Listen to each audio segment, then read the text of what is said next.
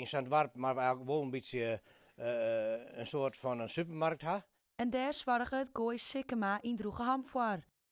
Een skofkelien verdwoen de spar uit Droegeham troch de hege energiekosten. Er wie in het dorp dus geen supermerk meer. Agrarisch Centrum De Lions zegt dit barren, maar griepen in.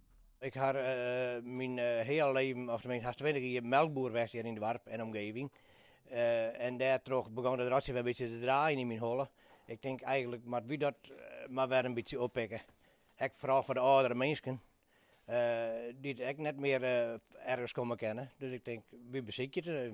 Agrarisch Centrum De Lion verneemt dat de animo uit het dorp grut is. We zijn begonnen verleden weekend met het vlees.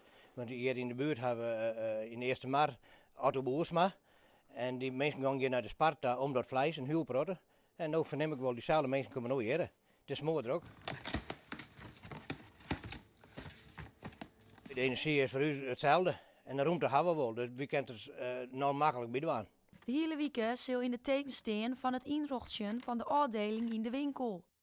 Maar wanneer kunnen de inwoners van Droegeham haar een eerste boodschap wan? Ik verwacht je aan het eind van de week. Als dit klaar is, dan mag ik de versproducten bestellen. Fruit, groente, zuivel.